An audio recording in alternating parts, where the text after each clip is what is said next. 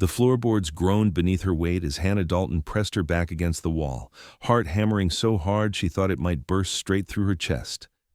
Through the crack in the door, she could see him, a lean, dangerous man with a scar cutting through his left eyebrow, his fingers working at the loose floorboard where she had hidden everything she owned in the world. 3 years of scrimping and saving, working herself to exhaustion at the general store and taking in laundry on Sundays, all for the $237 tucked into a leather pouch beneath those boards. It was 1876 in Carlin, Nevada, and that money meant the difference between owning her own dress shop someday or spending the rest of her life breaking her back for pennies. The outlaw had come through the window while she was drawing water from the well out back. She had returned to find muddy boot prints on her kitchen floor and the sound of someone moving through her tiny bedroom. Now, Hannah stood frozen in her own doorway, watching this stranger try to take everything she had worked for. Her hand trembled as she gripped the iron poker from the fireplace, knowing full well she would be no match for an armed man, but unable to simply stand by and let him rob her blind. He was muttering to himself, his fingers prying at the edge of the board. Another few seconds, and he would have it up. Another minute, and he would be gone with her entire future. Hannah took a breath and stepped into the room. "That does not belong to you." The outlaw spun, his hand flying to the revolver at his hip. He was younger than she had first thought, maybe 25, with cold eyes that held no remorse. "Well now, looks like the little mouse came home early. You just stay quiet and still, and nobody has to get hurt. That money is mine. I earned every cent of it." Her voice shook, but she held her ground, raising the poker even though she could see it was useless against a gun. "Please, it is all I have." "Seems like a fine reason for me to take it then. You will earn more. I need it now." He turned back to the floorboard, clearly not considering her enough of a threat to worry about. The dismissal stung almost as much as the theft itself. Hannah's mind raced. She could scream, but her nearest neighbor was old Mrs. Patterson, who was deaf as a post. She could run, but then he would take the money for certain. She could try to fight, but that would likely get her killed. The hopelessness of it crashed over her like a wave. 3 years of hope and hard work about to disappear because some stranger decided he had more right to her money than she did. The outlaw got his fingers under the board and started to lift. Then the front door exploded inward. Hannah shrieked and stumbled backward as wood splintered and the door frame cracked. The figure that filled the doorway was massive, well over 6 feet tall, with shoulders so broad they nearly touched both sides of the frame. He had to duck slightly to enter, and when he straightened, Hannah saw a man who looked like he'd been carved from the mountains themselves. Dark hair fell past his shoulders, and a thick beard covered his jaw. His arms were roped with muscle visible even through his buckskin shirt, and his hands were the size of dinner plates. He carried a rifle in one hand as casually as most men carried a walking stick. "Step away from the lady's property," the mountain man said, his voice a low rumble that seemed to vibrate through the floorboards. The outlaw had his gun out now, pointed at this newcomer. "This is not your concern, friend. Move along." "I am not your friend." The mountain man took a step forward. "And I am making it my concern. That board you are prying up does not belong to you. Neither does anything under it." Hannah pressed herself against the wall, still clutching the poker, trying to understand what was happening. She had never seen this man before in her life. Carlin was small enough that she knew most everyone by sight, if not by name, but this man was a complete stranger. Yet he was standing between her and the outlaw as if he had every right to be there. "There are 2 ways this ends," the mountain man continued, taking another step into the small room. His presence seemed to fill every corner of it. "You walk out that door right now with nothing, or I carry you out. I am fine with either, though I suspect you will prefer the first." The outlaw's gun hand wavered. Hannah could see him calculating, weighing his options. He was fast, she could tell that much, but the mountain man looked utterly unafraid. There was a stillness to him that spoke of absolute confidence, the kind of certainty that came from winning more fights than you had lost. "You are willing to die for some woman's pin money?" the outlaw asked. "I am not the one who will be dying." The mountain man's tone did not change, but something in the room shifted. The air felt heavier. "And it is not pin money. It is 3 years of her life. Now get out." For a long moment, nobody moved. Hannah could hear her own breathing, ragged and too fast. She could see a muscle jumping in the outlaw's jaw as he fought with himself. Then, slowly, he eased the hammer down on his revolver and slid it back into its holster. "This is not over," he said, but he was already moving toward the door. "Yes, it is." The mountain man shifted to let him pass, but Hannah noticed he kept himself between the outlaw and her the entire time. "If I see you in this town again, I will not give you the option to walk away. Clear?" The outlaw muttered something under his breath, but did not stop moving. He slipped through the broken doorway and was gone, his footsteps quickly fading into the afternoon. Hannah let out a breath she had not realized she was holding.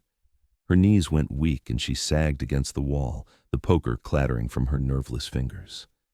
The mountain man turned to look at her and she found herself staring into eyes the color of storm clouds. "Are you hurt?" he asked. She shook her head, not trusting her voice yet. He nodded and moved to the broken door, examining the damage. "I apologize for this. I will fix it before I leave." "You saved everything I have," Hannah managed to say. "I think I can forgive a broken door." He glanced back at her, and she thought she saw the corner of his mouth twitch slightly. "Fair enough. Still going to fix it, though." "Who are you?" "Nathan Rourke." He set his rifle carefully against the wall and began gathering the splintered pieces of door frame. "I was passing through on my way to the general store when I saw that man climbing through your window. Figured he was not up to any good." "Hannah Dalton, this is my home." She pushed herself away from the wall, feeling steadier now. "You could have been killed. He had his gun on you." "He did," Nathan agreed, "but he was scared. Scared men make mistakes. I was not scared." "You should have been. He could have shot you." Nathan looked at her then, really looked at her, and Hannah felt heat rise in her cheeks. His gaze was direct and assessing, but not unkind. Could have. Did not. That's what matters. He was right, of course, but Hannah still felt shaken to her core. She moved to the bedroom and knelt by the loose floorboard, pulling it up to reveal the leather pouch still nestled in its hiding place. Relief flooded through her so intensely, she felt tears prick her eyes. It was still here. All of it. Her future was still intact. "Thank you," she whispered, looking up at Nathan, who had followed her to the doorway. "Thank you so much. I do not know what I would have done if he had taken this." "You would have started over." Nathan's voice was matter-of-fact. "But you do not have to, so that is good." Hannah carefully replaced the floorboard and stood, brushing dust from her skirts. She was 24 years old and had been on her own since she was 18, but she had never felt quite as vulnerable as she had in the moment that Outlaw had dismissed her as insignificant. Nathan Rourke had not dismissed her. He had broken down a door for her. "Let me make you dinner," she said suddenly. "It is the least I can do. And you said you need to fix the door anyway, so you will be here for a bit." Nathan hesitated, and for the first time, she saw something uncertain cross his rugged features. "You do not owe me anything." "I know. I want to." She met his eyes steadily. "Please." After a moment, he nodded. "All right then, thank you." Hannah moved into the kitchen, grateful for something to do with her shaking hands. She had beans and salt pork, fresh bread she had baked that morning, and some dried apples she could stew. It was simple fare, but it was honest food, and she took pride in it. As she worked, she could hear Nathan moving around in the front room, the sound of wood being fitted and nails being driven. He worked efficiently and quietly, and she found the sounds oddly comforting. "Where are you from, Mr. Rourke?" she called as she stirred the beans. "Nathan is fine, and I'm from a lot of places. Born in Missouri, spent time in the Rockies, worked my way west. I trap mostly, sell the furs. It's a living. Do you have family?" There was a pause before he answered. "Not anymore. Lost my folks to cholera when I was young. Raised by my uncle until I was old enough to head out on my own." "I'm sorry." Hannah knew something about loss. Her own parents had died in a wagon accident when she was 16, leaving her and her younger brother alone. James had died 2 years later from pneumonia, and since then, she'd been entirely on her own. It is hard being alone. It is, Nathan agreed, but it is what it is. By the time the food was ready, Nathan had the door rehung and reinforced. It would need proper replacing eventually, but it was secure enough for now. He had also cleaned up all the splinters and even swept the floor. Hannah set the table and called him in, suddenly nervous for reasons she could not quite name. Nathan had to duck again to come through the doorway, and he looked almost comically large in her small kitchen. But he settled onto the chair carefully, as if afraid he might break it, and when she set the plate in front of him, he looked at it like she had given him a feast fit for a king. "This looks real good," he said. "Thank you, Hannah." The way he said her name, with that low rumble of a voice, did something strange to her insides. She sat across from him and bowed her head briefly in thanks, then began to eat. For a few minutes, they were both silent, and Hannah found herself sneaking glances at him. In the better light of the kitchen, she could see the details she had missed before. He had a strong nose that looked like it had been broken at least once, a thin scar along his left cheekbone, and surprisingly thick lashes for such a masculine face. His hands were scarred and calloused, the hands of a man who worked hard every day of his life. But they were gentle too, she noticed, the way he held his fork, the careful way he broke his bread. "This is very good," Nathan said after a while. "I've been eating my own cooking for too long. This is a real treat. It is just beans and pork. Best beans and pork I have had in months." He looked up at her, and this time there was no mistaking it. He was smiling, just a little. It transformed his entire face, softening the hard edges and making him look younger.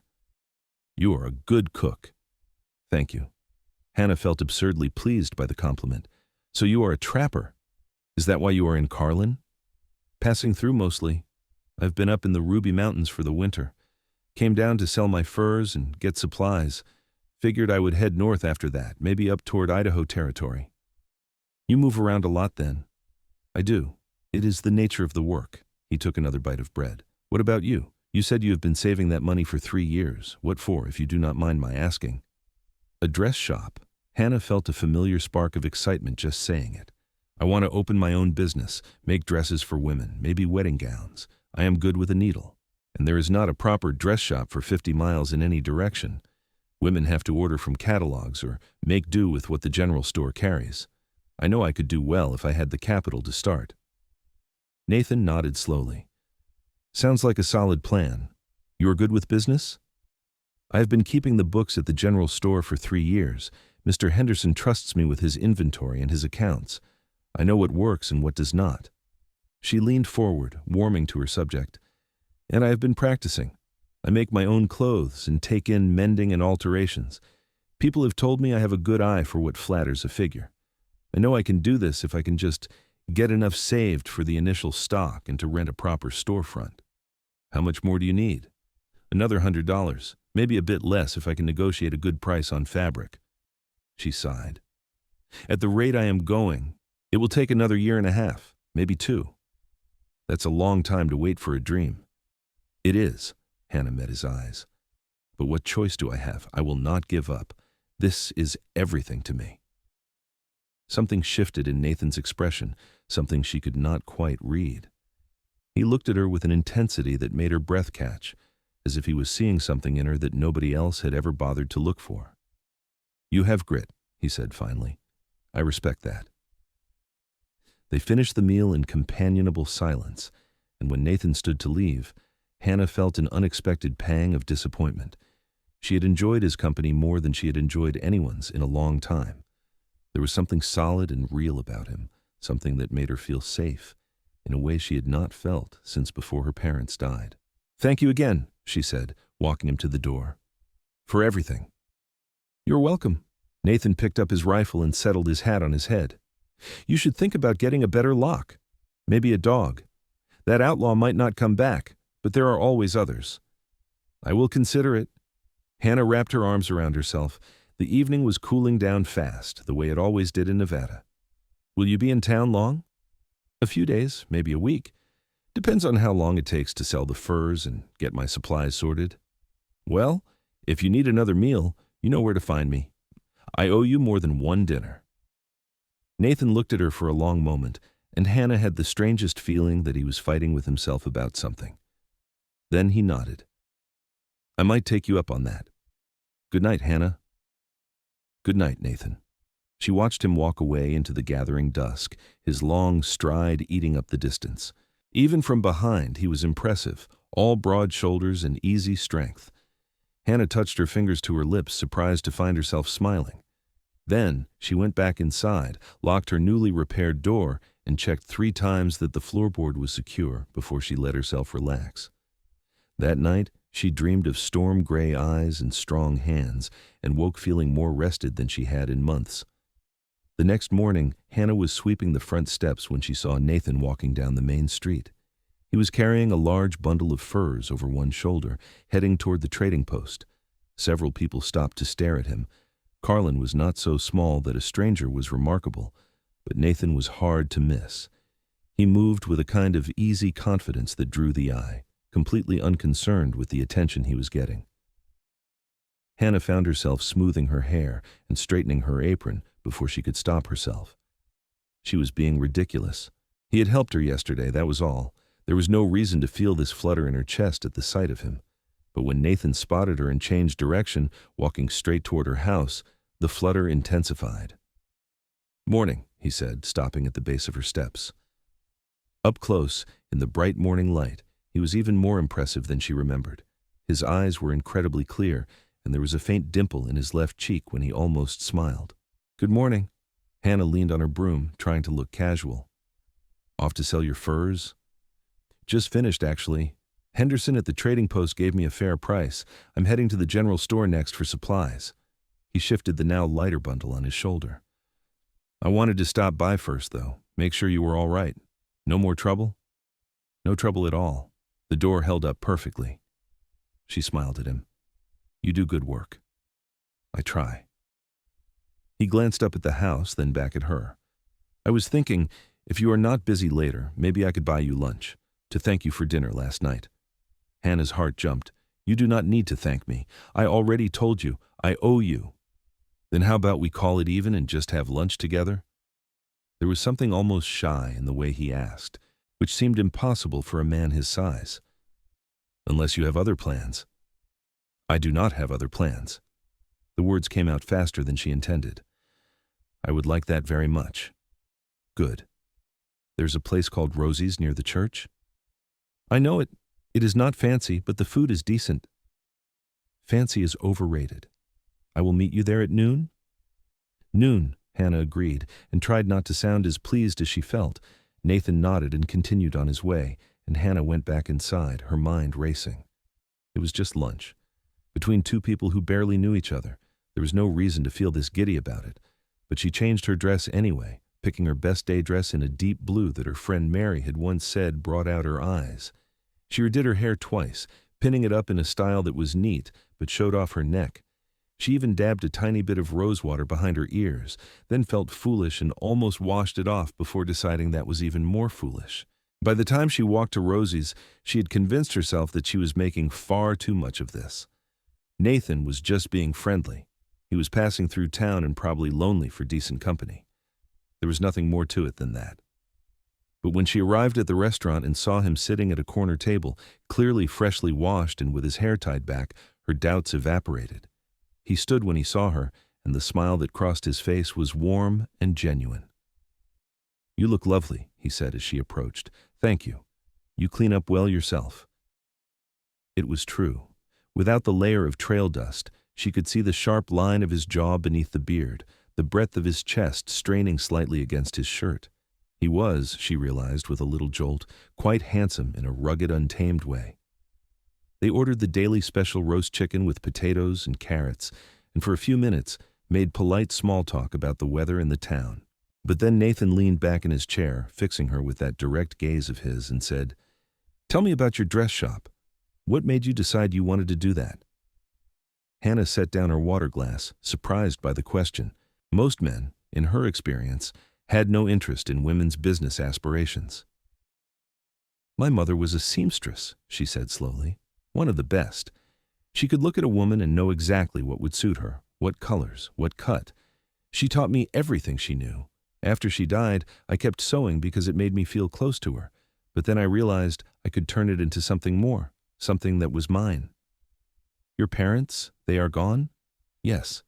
Both of them, 6 years ago. Wagon accident." The old grief was still there but worn smooth by time. "My brother died 2 years after that, so it is just me now." "I'm sorry." Nathan's voice was gentle. "That's a lot of loss for one person." You lost your family too, you understand. I do. He was quiet for a moment. It makes you stronger, though, does it not? Having to stand on your own. Stronger or harder, I'm not sure which. Hannah smiled wryly. Maybe both. Their food arrived, and they ate in comfortable silence for a while. Hannah found herself watching Nathan's hands as he cut his chicken, fascinated by the contrast between their obvious strength and their surprising dexterity. These were hands that could break a man's jaw or build a house or skin a deer, but she had seen them handle her broken door with care, and she suspected they could be gentle when gentleness was called for. "What about you?" she asked. "Why do you trap? Is that what you always wanted to do?" Nathan considered the question. "I do not know if I ever thought about what I wanted. After my uncle took me in, I just sort of fell into it. He was a trapper, so I learned to trap. He died when I was 19, and by then, it was all I knew. I like the mountains. I like the quiet. It suits me.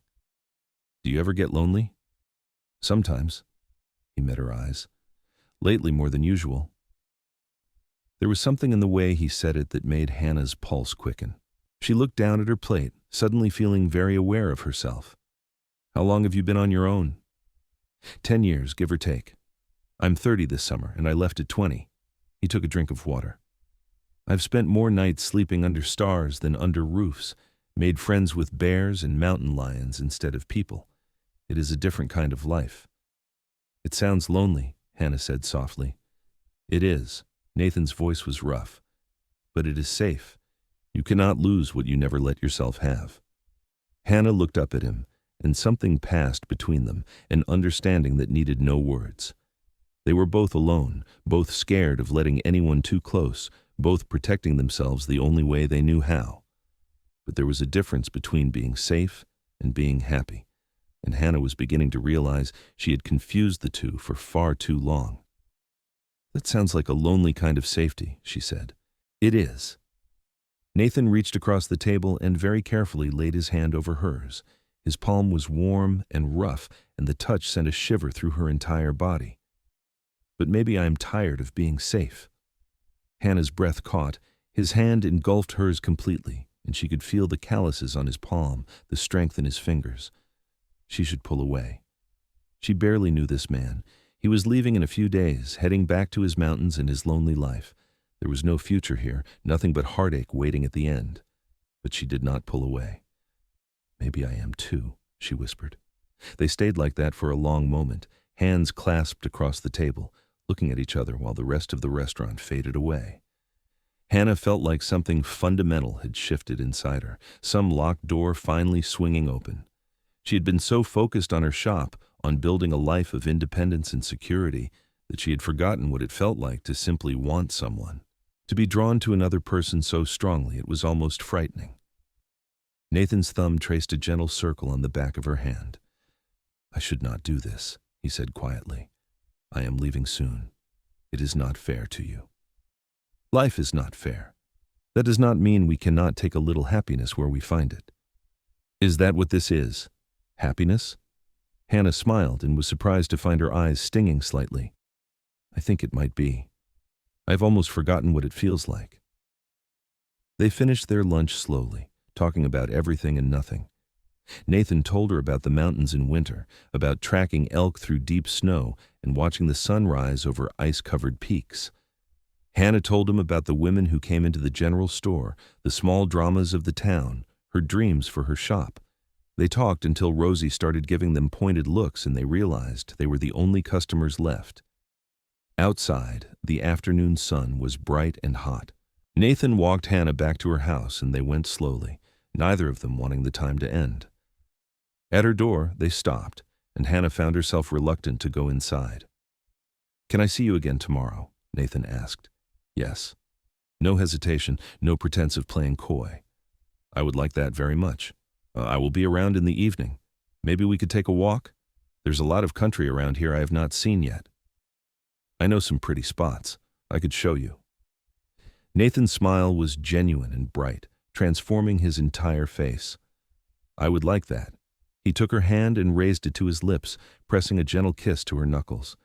The gesture was old-fashioned and courtly, completely at odds with his rough mountain man appearance, and it made Hannah's heart turn over in her chest. "Until tomorrow, then," he said. "Tomorrow," Hannah echoed. She watched him walk away, her hand still tingling where his lips had touched, and knew with sudden certainty that she was in terrible, wonderful danger.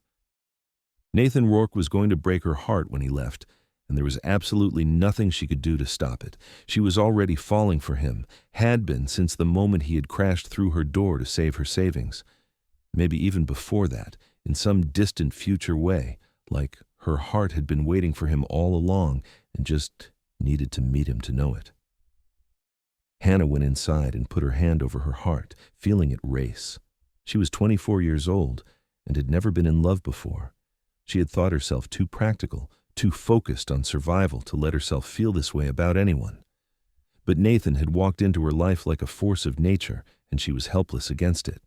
Dangerous or not, she was going to see where this led. The next week passed in a blur of stolen moments and growing connection. Nathan did not leave Carlin as planned. He took a room at the boarding house and found odd jobs around town, fixing fences, repairing roofs, helping unload wagons at the trading post.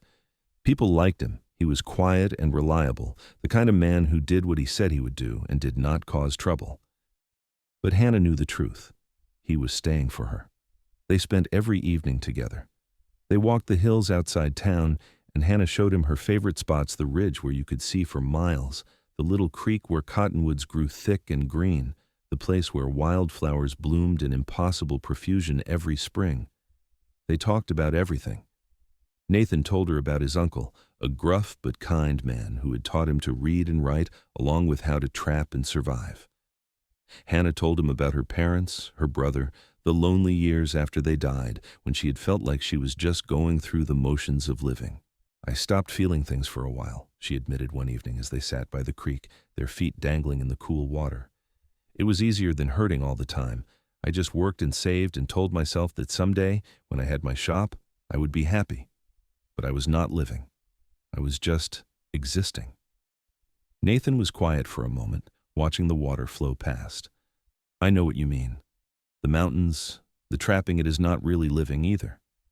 It is hiding. I have been hiding for 10 years, telling myself I was free when really I was just alone." Hannah leaned against his shoulder, feeling the solid warmth of him. Over the past week they had grown comfortable with small touches, his hand on her back, her fingers on his arm, sitting close enough that their legs touched. Each touch felt electric and right, like pieces finally fitting together.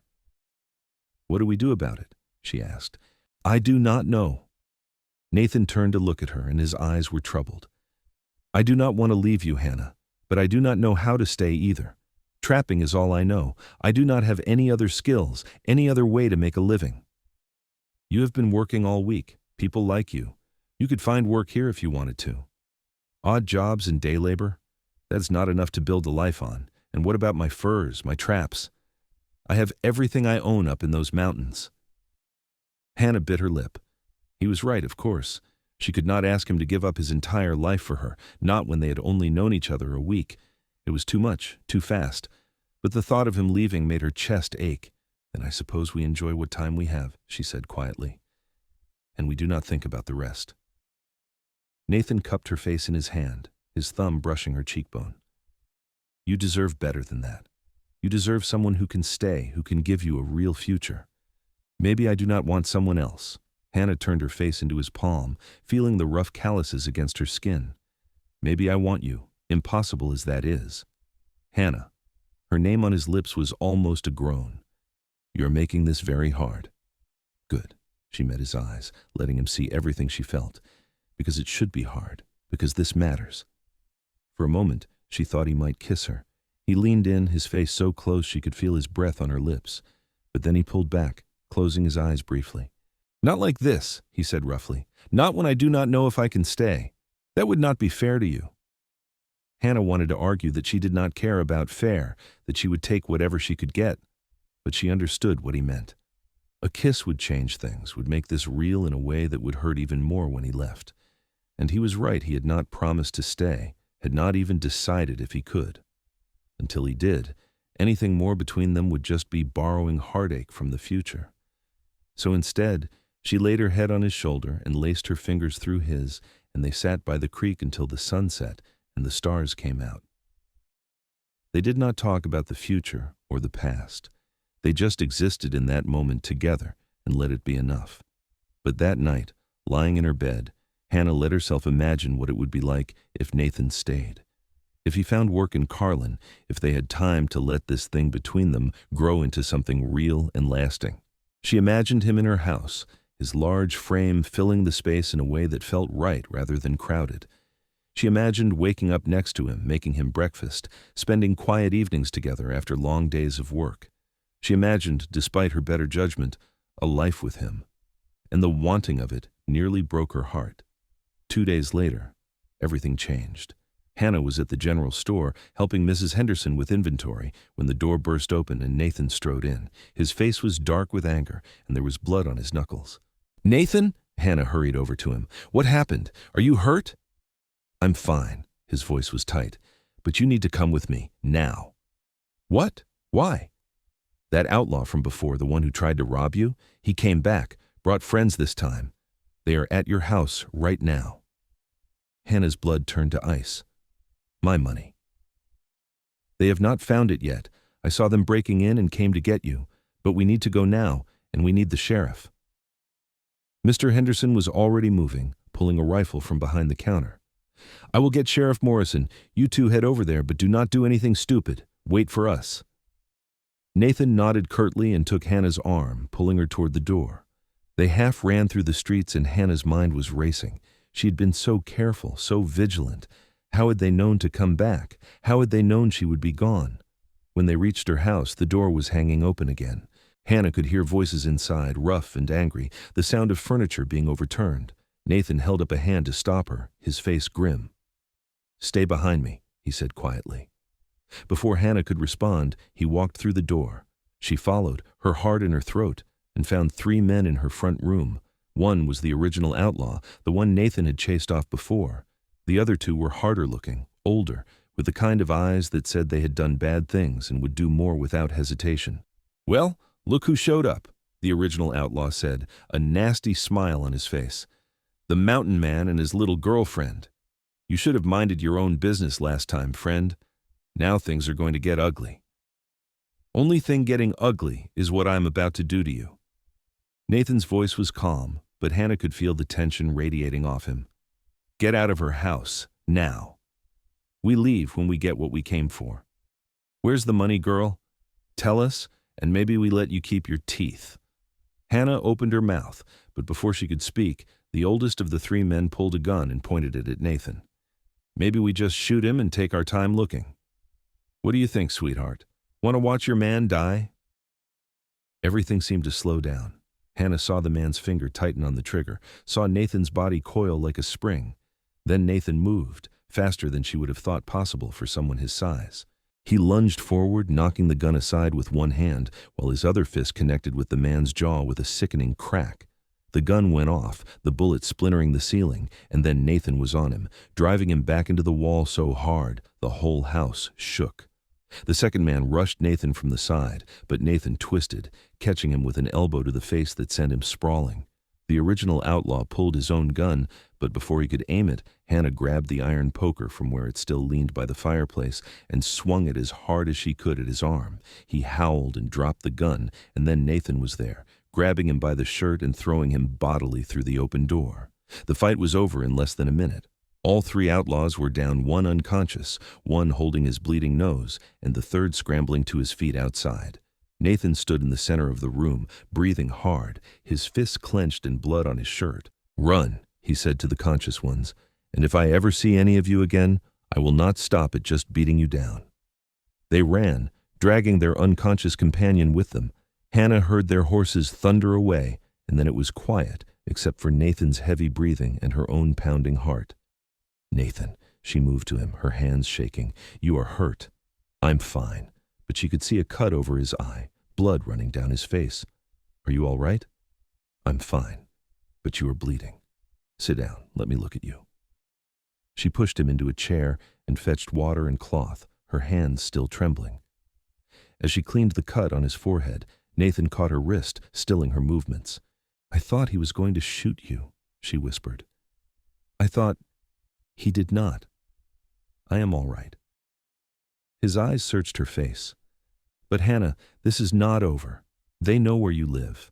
They will come back with more men next time. You are not safe here. What am I supposed to do? This is my home. My money is here.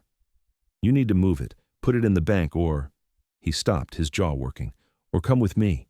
Hannah stared at him. What? Come with me, to the mountains. You will be safe there. We can... He stopped, shook his head. No, that's crazy. Forget I said anything. But Hannah's mind was racing. Come with you? To live in the mountains? You would hate it. It is hard living, lonely, nothing like what you are used to. I should not have suggested it. He stood, pacing away from her. I will talk to the sheriff when he gets here. They will keep a watch on your house. You will be fine. Nathan, stop. Hannah moved in front of him, blocking his path. Are you asking me to come live with you? He looked down at her, and she could see the war in his eyes. I do not know what I am asking. I just know I cannot leave you here where they can hurt you. And I do not want to leave you at all. He cupped her face in both hands, his touch achingly gentle despite the violence that had just happened. Hannah, I'm falling in love with you. Maybe I already have. And I do not know what to do about it. Hannah's breath stopped. You love me? I know it is too fast. I know it is crazy. We have only known each other 10 days, but I have never felt like this about anyone. And I do not want to walk away from it. From you. His thumbs brushed her cheeks. But I do not know how to give you the life you deserve. I do not have anything to offer you except a hard life in the wilderness and a man who does not know how to be anything but alone. You are not alone anymore. Hannah reached up and covered his hands with hers. And maybe I have been planning the wrong life. Maybe I have been so focused on my shop because it was safe, because it was something I could control. But maybe what I really need is not control. Maybe it is you. Hannah, I love you too. The words came out in a rush, and once they started, she could not stop them. I have been trying not to because I knew you were leaving and I knew it would hurt. But I do, Nathan. I love you. And maybe the mountains would not be so bad if I was with you. Maybe we could figure it out together. Nathan kissed her then, and it was nothing like Hannah had imagined a kiss could be. It was fierce and desperate and tender all at once, his arms wrapping around her so tightly she could barely breathe, but she did not care. She kissed him back with everything she had, pouring all her fear and hope and love into it, and felt him do the same. This was not the careful first kiss of two people testing the waters. This was the kiss of two people who had found each other against all odds and were not going to let go. When they finally broke apart, both breathing hard, Nathan rested his forehead against hers. Are you sure? He asked hoarsely. Really sure? Because once I take you up to those mountains, I am never letting you go. I am sure, Hannah smiled, and it felt like the first real smile she had given in years. But Nathan, I need to tell you something. I am not giving up on my dress shop. I'm going to figure out a way to have both you and my dream. Maybe not right away, but someday. Then we will figure it out. He kissed her again, softer this time. Together. Sheriff Morrison arrived a few minutes later with Mr. Henderson and 2 deputies. They took statements, examined the damage, and promised to put out word about the outlaws. But everyone agreed that Hannah should not stay in the house alone, not until the men were caught. She can stay with us, Mrs. Henderson offered. We have a spare room, but Nathan shook his head. She is coming with me. I have a camp about a day's ride from here. She will be safe there until we can figure out something more permanent. The sheriff looked between them, clearly seeing what was developing. You sure about this, Miss Dalton? Hannah looked at Nathan, at his strong, honest face, and the way he was looking at her like she was the most precious thing in the world. I am sure. All right then. The sheriff tipped his hat. You two be careful out there. Hannah packed quickly, taking only what she absolutely needed: clothes, a few personal items, and the leather pouch with her savings. Everything else could be dealt with later. As she worked, she felt a strange sense of peace settle over her. She was leaving the life she had planned, the careful, safe future she had been building. But she was walking toward something better, something real and messy and completely uncertain, but infinitely more alive. Nathan waited patiently while she packed, and when she was ready, he helped her onto his horse, a big, sturdy mare named Sage, and swung up behind her. His arms came around her, solid and warm, and Hannah leaned back against his chest, feeling safer than she had in days, maybe ever. They rode out of Carlin as the sun was setting, heading into the hills. Hannah did not look back. Her old life was behind her now. Whatever came next, she would face it with Nathan by her side, and that was all that mattered. The ride to Nathan's camp took longer than expected because they traveled slowly in the dark, following game trails and avoiding the main roads. Nathan wanted to make sure nobody followed them, and Hannah was grateful for his caution even as exhaustion began to pull at her. She dozed against him, lulled by the steady rhythm of the horse's gait and the warmth of his body behind hers. When she woke, the sun was rising, and they were deep in the hills. The landscape had changed dramatically. The flat, dusty plains around Carlin had given way to rocky outcroppings and scrubby pine trees. The air smelled different here, cleaner somehow, with the sharp scent of sagebrush and juniper. "Almost there," Nathan said softly, his breath warm against her ear. "Just over that next ridge." Hannah straightened, trying to shake off the last of her sleepiness. Her back ached from the long ride, and she was hungry and thirsty, but she also felt a strange excitement building. This was Nathan's world, the place he had chosen to make his life. She was about to see the kind of man he was when he was in his element. They crested the ridge, and Hannah caught her breath. Below them, nestled in a small valley between two hills, was Nathan's camp. It was more than a camp, actually. It was almost a homestead. There was a solid log cabin, small but well built, with a good roof and a stone chimney. Next to it was a lean-to shelter for the horse, and beyond that, a small creek tumbled over rocks providing fresh water. The whole thing was surrounded by tall pines that would provide shade in summer and a windbreak in winter. "You built all this?" Hannah asked in wonder. "Over the last 5 years." Nathan sounded almost shy. "I got tired of sleeping in a tent every night. Figured if I was going to live out here, I might as well be comfortable." He guided Sage down the slope, and as they got closer, Hannah could see more details. There was a garden plot, currently bare but clearly tended. A smokehouse stood a little ways from the cabin, and she could see pelts stretched on frames near the lean-to, curing in the sun. This was not the rough camp of a transient trapper. This was a home. Nathan helped her down from the horse, his hands lingering on her waist. "What do you think?" "I think it is amazing." Hannah turned in a slow circle, taking it all in. "You did all this by yourself?" "I had a lot of time on my hands." He began unsaddling Sage, his movements efficient and practiced. "It is not much, but it is solid. Good water, good hunting nearby, and far enough from anywhere that people leave me alone." "It is more than I expected." Hannah walked toward the cabin. "Can I look inside?" "Of course. It is your home now, too." The cabin was a single room, but it was surprisingly spacious. There was a large bed in one corner, piled with furs and blankets. A table and 2 chairs sat near the stone fireplace, and shelves lined the walls, holding supplies and cooking equipment. Everything was neat and organized, and there were small touches that surprised her: wildflowers in a jar on the table, cushions on the chairs, even books on one of the shelves. "I did not expect books," she said, pulling one down. It was a volume of Shakespeare, well worn from reading. "My uncle taught me to value learning. I do not get much chance to talk to people, so books keep me company."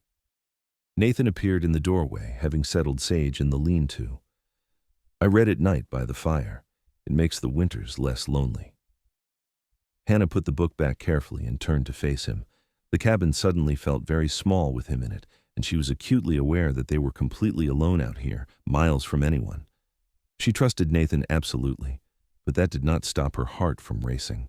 "So," she said, trying to sound casual, "where will I sleep?" Nathan's ears turned slightly red. "You take the bed. I will make a pallet by the fire." "Nathan, we do not have to, we can share." Hannah felt her own face heat up. "I trust you." "I know you do." He crossed to her, taking her hands in his. "And I trust myself. But Hannah, I want to do this right. I want to court you properly, not just—" He stopped, clearly struggling for words. "When we share a bed, I wanted to be his husband and wife, not before. You deserve that. Hannah felt something warm unfurl in her chest. You want to marry me? If you will have me. Nathan dropped to one knee, still holding her hands. I know this is fast.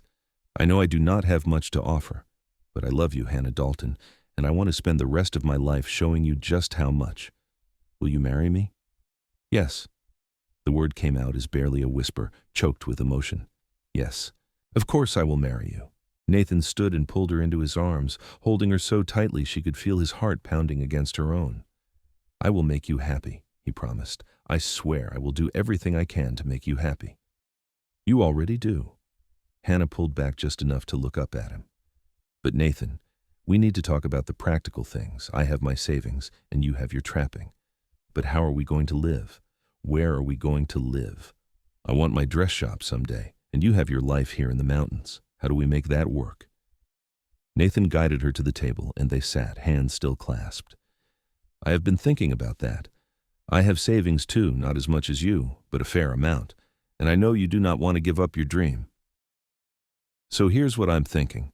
We spend the winters here, in the cabin. I trap, you could sew, I would bring you fabric and supplies. Come spring, we go back to Carleon. You work on building your business, and I find work in town. We split our time between both places. That could work, Hannah said slowly. But would you be happy, splitting your time like that? I would be happy wherever you are. Nathan squeezed her hands. And honestly, I think I would like having a foot in both worlds. The mountains are where I go when I need peace, but maybe it is time I tried living among people again, especially if those people include you. They spent the rest of the day talking, planning, dreaming. They decided to stay at the cabin for a week or two, giving the sheriff time to track down the outlaws and make sure it was safe to return to Carleon. Then they would go back, get married properly at the church, and start their life together. Hannah would continue saving for her shop, and Nathan would sell his furs and look for steady work. It would not be easy, but nothing worth having ever was. That night, true to his word, Nathan made himself a pallet by the fire while Hannah took the bed. But before they settled in, he pulled her close for a long, sweet kiss that made her toes curl. Good night, future Mrs. Rourke, he murmured against her lips. Good night, Mr. Rourke. Hannah smiled up at him. I love you. I love you too, more than I thought possible. Hannah lay in Nathan's bed, surrounded by his scent and the furs he had trapped himself, and felt a contentment she had not known existed. Yes, she was far from civilization. Yes, her carefully laid plans had been completely upended. But she had found something infinitely better than what she had been planning. She had found love, real and true and all-consuming. She had found home, not in a place, but in a person. And that was worth more than all the dress shops in the world. The next 2 weeks passed like a dream. Hannah had worried that she might find the isolation difficult, but instead, she found it liberating. There were no expectations out here, no one watching or judging. It was just her and Nathan, learning each other, building a life together. Nathan taught her about the mountains, how to read animal tracks, how to find edible plants, how to predict the weather by watching the sky. He was a patient teacher, and Hannah soaked up the knowledge eagerly. She had always been practical, always good at learning new skills, and she found she enjoyed understanding this wild world that Nathan called home. In turn, Hannah began making the cabin truly livable. She sewed curtains for the windows from fabric Nathan had stored away. She reorganized the shelves, cleaned everything thoroughly, and even planted herbs in the garden plot, knowing they would have time to grow before winter came. She cooked meals that made Nathan close his eyes in pleasure, and she mended his clothes, taking in seams and replacing buttons with a skill that made him shake his head in wonder. You are transforming this place, he said one evening as they sat outside watching the sunset. I never knew it could feel like this. Like what? Like home. He pulled her closer, and she settled against his side, perfectly content. I lived here for 5 years, but it was just a shelter. You have made it something more. We have made it something more, Hannah corrected, together. They fell into an easy routine. Nathan checked his trap lines in the morning while Hannah did household tasks. In the afternoon, they would work together, hunting, gathering firewood, preparing for the winter that would eventually come. Evenings were spent talking, reading, or simply sitting together in comfortable silence. And every night, Nathan kissed her goodnight with a tenderness that made her ache, then honorably took his pallet by the fire. Hannah loved him more with every passing day. She loved his quiet strength, his dry sense of humor, the way he looked at her like she was the most amazing thing he had ever seen. She loved how gentle he was despite his size, how he could skin a deer with ruthless efficiency, then turn around and carefully bandage her finger when she pricked it with a needle. She loved how he listened when she talked about her dreams for her dress shop, asking thoughtful questions and offering suggestions, never once implying that her ambitions were foolish or unimportant. And she loved how much he wanted her, even as he held himself back. She could see it in his eyes when he looked at her, feel it in the tension of his body when they kissed. But he never pushed, never demanded. He had given his word that they would wait for marriage, and Nathan Rourke was a man who kept his word. On the 14th day, they rode back to Carlin. Hannah wore her best dress, the blue one she had worn to lunch with Nathan that first time, and Nathan had trimmed his beard and tied his hair back. They looked, Hannah thought with some amusement, like a couple heading to church rather than two people who had been living alone in the wilderness for 2 weeks. Sheriff Morrison met them at his office. "Glad to see you two. I was starting to wonder if you were coming back." "Did you catch them?" Nathan asked. "The outlaws." "We did. All 3 of them tried to rob a stagecoach over near Elko, got caught by a posse and are now awaiting trial. They will be going to prison for a long time." The sheriff looked at Hannah.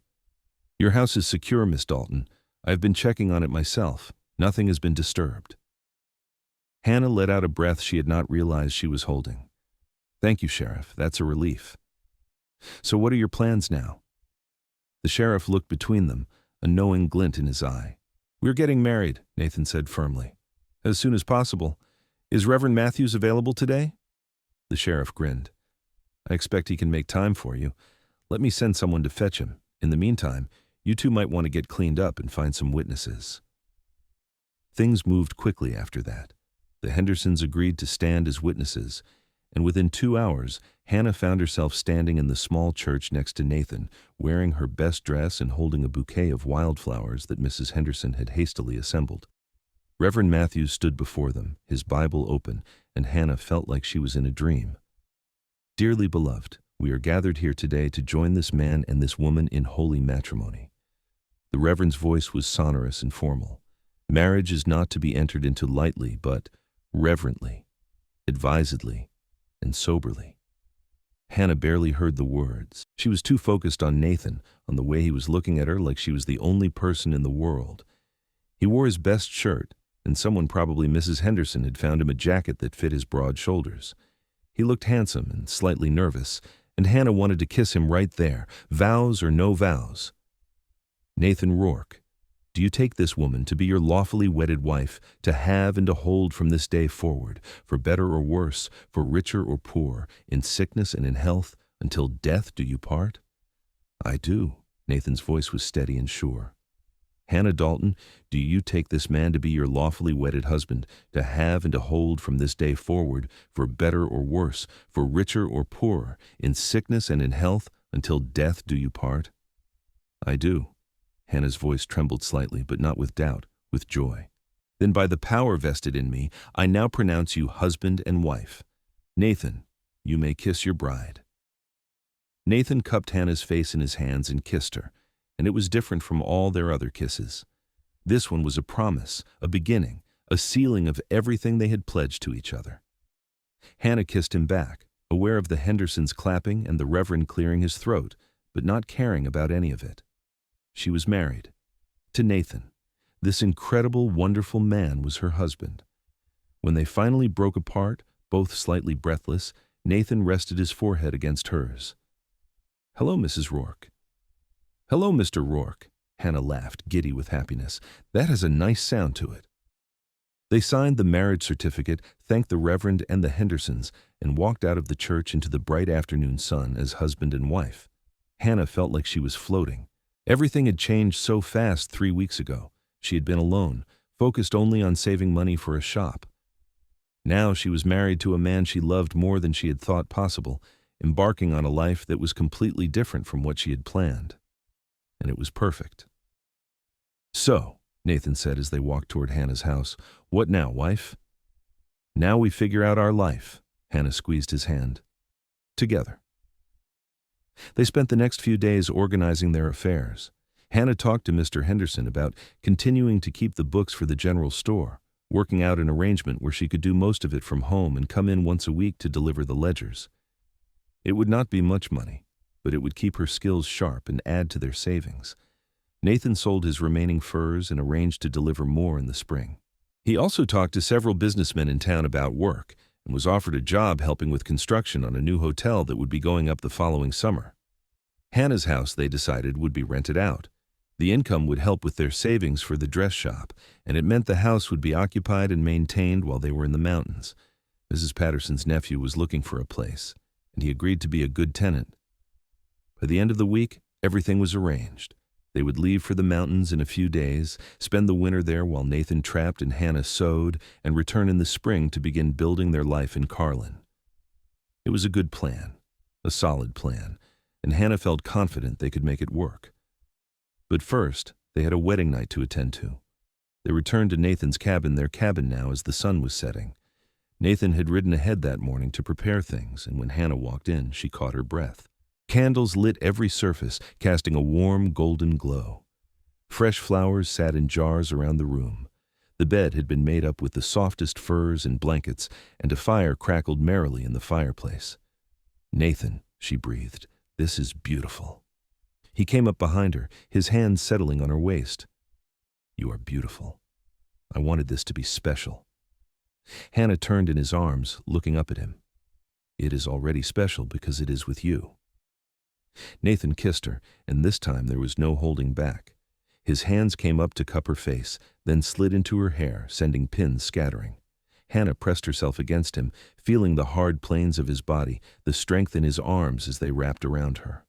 This was her husband, her partner, the man she would spend the rest of her life with. And finally, they could truly be together. What followed was tender and passionate, awkward in moments as they learned each other, but perfect in all the ways that mattered. Nathan was gentle, patient, making sure Hannah was comfortable every step of the way. And Hannah gave herself to him completely, holding nothing back, letting him see all of her fears, her hopes, her love. Afterward, they lay tangled together in the big bed, Hannah's head on Nathan's chest, his arms wrapped securely around her. The candles had burned low, and the fire was dying to embers, but neither of them moved to tend to it. They were too content, too wrapped up in each other. "I love you," Nathan murmured into her hair. "I know I keep saying it, but I do not think I can say it enough." "I love you too." Hannah pressed a kiss to his chest right over his heart. "Thank you for finding me, for saving me." "You saved me too." His arms tightened around her. "I was so alone before you. I did not even realize how alone until I met you and understood what it felt like to not be lonely anymore." They talked quietly for a while longer, about everything and nothing, until Hannah's words began to slur with sleepiness. Nathan pulled the furs up over them both, kissed her forehead, and let her drift off in his arms, safe and loved and home. The winter that followed was the happiest time of Hannah's life. She had worried she might find the isolation difficult, might miss the bustle of town, but instead, she thrived. The cabin felt like a sanctuary, a place where the rest of the world could not reach them. It was just her and Nathan, building a life together in the quiet spaces between the snow and the stars. Nathan taught her to snowshoe and track game in the snow. Hannah became proficient with the rifle, bringing down her first deer in early December and feeling absurdly proud when Nathan praised her aim. They worked together to smoke the meat and cure the hide, and Hannah began to understand the rhythm of this life, the constant work of survival, but also the deep satisfaction that came from being self-sufficient. In the evenings, after dinner, Hannah would sew while Nathan read aloud. She made new clothes for both of them, sturdy and practical for mountain life. She also began working on more elaborate pieces, a dress in deep green wool that she had been planning for years, a shirt for Nathan with intricate embroidery at the collar. These were not strictly necessary, but they kept her skills sharp and reminded her that she had not given up on her dreams. She was just taking a different path to them. Nathan was an attentive husband, thoughtful and affectionate. He brought her small gifts from his traplines, interesting rocks, the shed antler of an elk, once a tiny bird's nest so perfectly formed it looked like art. He never forgot to kiss her good morning and good night. He listened when she talked and made her laugh with his dry observations about the animals he encountered. And in the quiet darkness of their bed, he loved her with a passion and tenderness that took her breath away every single time. Christmas came, and they celebrated alone but joyfully. Hannah had sewn Nathan a new coat, lined with rabbit fur and fitted perfectly to his massive frame. Nathan had carved her a sewing box from cedar, with intricate designs covering every surface and perfect compartments inside for all her supplies. They sat by the fire, drinking tea Hannah had carefully rationed from their supplies, and Hannah felt a contentment so profound it almost frightened her. "Are you happy?" Nathan asked, as if reading her thoughts.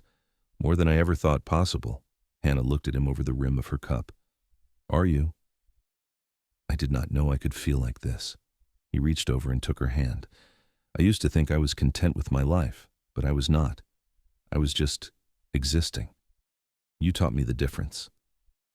"We taught each other," Hannah said softly. In February, a heavy snowstorm trapped them inside for 3 days. They passed the time playing cards, reading, and making love while the wind howled outside. On the 3rd day, when the storm finally broke, they dug themselves out to find the world transformed into a pristine white wonderland. "Look at it," Hannah breathed, standing in the doorway and gazing at the untouched snow sparkling in the sunlight. "It is like we are the only 2 people in the world. We might as well be." Nathan came up behind her, wrapping his arms around her waist and resting his chin on top of her head. "And I am all right with that." But as February turned into March, Hannah began to feel restless. Not unhappy, but ready for the next phase. She missed town, missed people, missed the energy and possibility of civilization. She was ready to start building her business, to take what she and Nathan had created here and expand it into something bigger. "I think we should head back soon," she said one evening as they sat outside watching the sunset. The snow was melting fast now, and green was beginning to show through in patches. "I am ready to start the next chapter." Nathan nodded. "I have been thinking the same thing. Another few weeks and the passes will be clear enough to travel safely. We can head back to Carlin in early April. And then?" Hannah looked at him. "We start building our life there."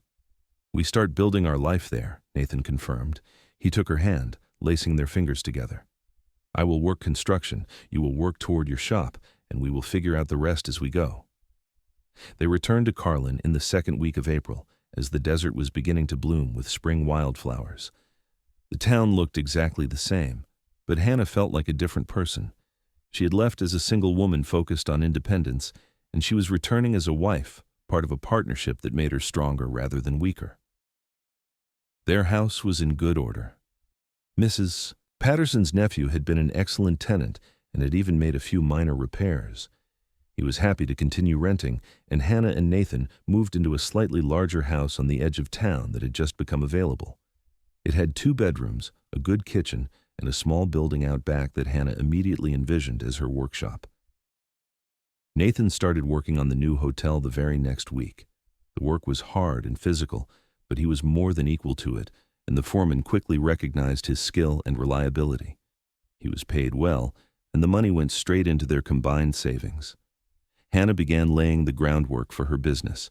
She put out word that she was available for sewing and alterations, and within days she had more work than she could handle. Women came from miles around, drawn by her skill and her reasonable prices. She worked from dawn until dusk, her fingers flying over fabric, and watched their savings grow. By summer, they had enough. Hannah rented the small storefront next to the general store and ordered supplies bolts of fabric in every color and weight, thread, buttons, lace, ribbon. She put a sign in the window, "Hannah's Dress Shop, Fine Garments and Alterations." And on a warm June morning, she opened her doors for business. The response was overwhelming. Women who had been making do with catalog orders or poorly fitting ready-made dresses flocked to her shop. Hannah did not just sew for them, she advised them, helping them choose colors and styles that flattered their figures and suited their lives. She listened to their stories, celebrated their joys, and sympathized with their troubles. The shop became more than a business. It became a gathering place, a community hub. Nathan was endlessly supportive. On his days off, he built her proper shelving and a cutting table. He delivered finished dresses to customers who could not make it to the shop. He never once complained when Hannah worked late or brought fabric samples home to study by lamplight. He was proud of her, and he made sure she knew it. By the time autumn arrived, Hannah's dress shop was the most successful business in Carlin. She had hired an assistant, a young woman named Sarah, who was eager to learn and was considering expanding into the empty space next door. They had more money in the bank than Hannah had ever dreamed of, and their life together was everything she had hoped for and more. One evening in late October, as they sat on their porch watching the sunset over the desert, Nathan pulled Hannah close and said, "I think it is time we talked about the future." "What about the future?" Hannah was working on embroidery for a wedding dress, and she did not look up from her stitches. "About having a family, children." Nathan's voice was carefully neutral, but Hannah could hear the hope underneath. "If you want them. I know your business is thriving, and I do not want to pressure you, but I would like to be a father someday, if you would like to be a mother." Hannah set down her embroidery and looked at him. She'd been wondering when this conversation would come. She was 25 now, and they had been married for over a year. It was a natural progression. "I would like that," she said softly. "I would like that very much. But Nathan, I do not want to give up my shop." "I would never ask you to." He cupped her face in his hand. "We will figure it out, just like we have figured out everything else. Maybe you cut back your hours. Maybe we hire more help. Maybe I take on fewer jobs so I can be home more with the children. There are solutions. We just have to find them together." Hannah leaned into his touch, feeling the familiar rush of love for this man who understood her so completely. "Together," she agreed. "I like the sound of that." By Christmas, Hannah was pregnant. She continued working at the shop, though she let Sarah take on more of the physical tasks as her belly grew. Nathan was attentive to the point of being overprotective, constantly worrying about her health and comfort, and Hannah had to gently remind him that women had been having babies since the beginning of time, and she would be fine. Their son was born on a warm May evening, after a labor that was shorter and easier than Hannah had feared. He was big and healthy, with his father's dark hair and his mother's blue eyes. They named him James, after Hannah's brother, and Nathan cried when he held him for the first time, this tiny, perfect person they had created together. "He is beautiful," Nathan whispered, staring down at the baby in wonder. "He is perfect, Hannah. He is ours." Hannah reached up to touch Nathan's face, seeing the love and awe written there. "We made him." Being parents transformed them again. Hannah had thought she understood love. She loved Nathan with her whole heart, but what she felt for James was something entirely different. It was fierce and primal and all-consuming, a love that would make her walk through fire for this tiny person. And watching Nathan with their son, seeing this huge, strong man be so gentle and tender, made her fall in love with him all over again. They settled into a new rhythm. Hannah went back to work at the shop when James was 3 months old, but she cut her hours significantly, working mornings and leaving Sarah to handle the afternoons. Nathan arranged his construction schedule so he could be home during the times Hannah was at the shop, and they juggled childcare between them. It was exhausting and chaotic and perfect. 2 years later, their daughter was born. They named her Elizabeth, and she had her mother's blonde hair and her father's gray eyes. James was fascinated by his baby sister, constantly wanting to hold her and help take care of her.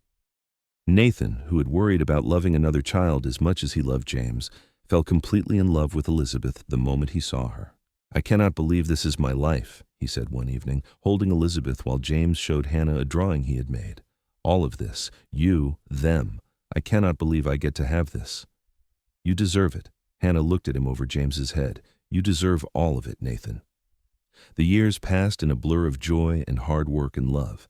The dress shop continued to thrive, and Hannah eventually did expand into the space next door, hiring 3 more seamstresses and taking on special orders from as far away as San Francisco. Nathan became a foreman on construction projects, respected for his skill and his fairness with the men who worked under him. They bought a bigger house with room for their growing family and a large workshop for Hannah. James grew into a thoughtful, quiet boy who loved books and animals. Elizabeth was bold and fearless, constantly climbing trees and getting into mischief. They had their father's strength and their mother's determination, and Hannah and Nathan loved them fiercely. In the winters, they would sometimes go back to the cabin in the mountains for a few weeks, the whole family together. They would snowshoe and hunt and sit by the fire telling stories. And Hannah would remember those first winters she and Nathan had spent there, just the two of them, building the foundation for everything that came after. "Do you ever regret it?" Nathan asked one evening when the children were asleep and they sat by the fire in the cabin, much as they had years ago. "Giving up your original plans, coming with me instead of sticking with what you had planned." Hannah looked at him, at the silver starting to show in his beard, at the laugh lines around his eyes, at the face she loved more than any other. "Not for a single second," she said honestly. "You are the best thing that ever happened to me, Nathan Rourke. You and our children and this life we built together. I would not change a moment of it." Nathan pulled her close, kissing her with the same passion and tenderness he had always shown. "I love you, Hannah, more every day. I did not think that was possible, but it is. I love you too." Hannah rested her head on his shoulder, perfectly content. Always. Their life was not without challenges.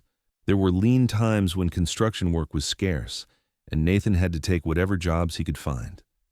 There were seasons when Hannah was so exhausted from juggling the shop and the children that she cried from sheer fatigue. They argued sometimes about money and child care and whose turn it was to get up with a sick child in the middle of the night. But they always came back to each other, always remembered that they were on the same side, always chose love over pride. When James was 10 and Elizabeth was 8, Nathan was offered a position managing all construction projects for Carlin and the surrounding area. It was a significant promotion with good, steady pay and the opportunity to build something lasting. He accepted, and it meant they could finally stop worrying about where the next dollar was coming from. Hannah expanded the shop once more, this time taking over the entire building and creating a full-dress emporium. She employed 10 seamstresses now, and her designs were featured in catalogs that were distributed throughout Nevada and California. Women wrote to her from as far away as New York, requesting custom pieces. She was successful beyond her wildest dreams, and she had done it without sacrificing her marriage or her children. On their 15th wedding anniversary, Nathan took Hannah back to the cabin, just the two of them.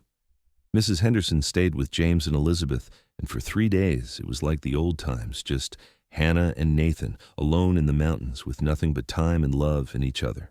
"I have been thinking," Nathan said as they sat outside on the last evening, watching the stars come out, "about everything we have built, and I want you to know that I am proud of you, Hannah. So damn proud. You had a dream, and you made it real, and you did not let anything stop you. Not me, not the children, not anything."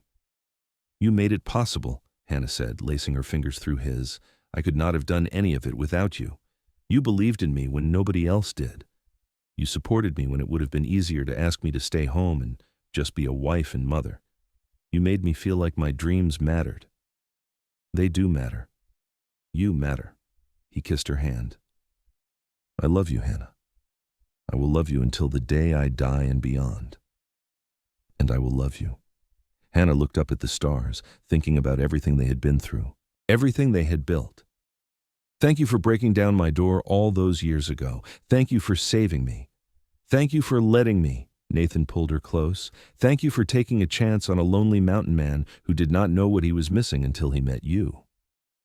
They sat together in the darkness, two people who had found each other against all odds and built something beautiful. The outlaw who had tried to steal Hannah's savings had inadvertently given her something far more valuable. He had brought Nathan into her life, and that had changed everything. The years continued to pass, marked by the growth of their children and the deepening of their love. James went to college in California, studying to be a lawyer. Elizabeth married young, to a good man who worked at the bank and gave Hannah and Nathan their first grandchild when she was just 22. The dress shop eventually passed to Sarah, who had been with Hannah from almost the beginning, and Hannah transitioned into retirement, designing special pieces for select clients, but mostly enjoying her freedom. Nathan retired from construction at 60, his body finally protesting the years of hard physical labor. They sold their big house in town and moved permanently to the cabin, fixing it up and expanding it to be comfortable for their older bodies. Their children and grandchildren visited often, and the cabin that had once been a lonely bachelor's retreat became a gathering place, full of love and laughter and family. On the morning of their 40th wedding anniversary, Hannah woke to find Nathan already up, standing on the porch and looking out at the mountains. She wrapped a shawl around her shoulders and joined him, slipping her hand into his. "What are you thinking about?" she asked softly. "About how lucky I am." Nathan's voice was rough with emotion. 40 years, Hannah. 40 years of being married to you, and it is still not enough. I want 40 more. We might not get 40 more. Hannah was practical, always had been. They were 64 and 69, respectively, and while both were still healthy, time was not infinite. But we will take what we get, and we will make every day count. Every day with you counts. Nathan turned to her, cupping her face with hands that were now spotted with age but still strong. "I love you, Hannah Rourke. I loved you from the moment I broke down your door and saw you standing there with that iron poker, ready to fight for what was yours. I loved you when you agreed to marry me after knowing me for only 2 weeks. I loved you when you gave me our children. I loved you through every triumph and every challenge, and I will love you until my last breath and beyond." Hannah felt tears slip down her cheeks. "I love you too, Nathan. You are the best thing that ever happened to me. You are my home, my heart, my everything." They stood together on the porch of the cabin, the mountains rising around them, and kissed like they were young again. And in that moment, Hannah thought about the terrified woman she had been all those years ago, watching an outlaw try to steal her future.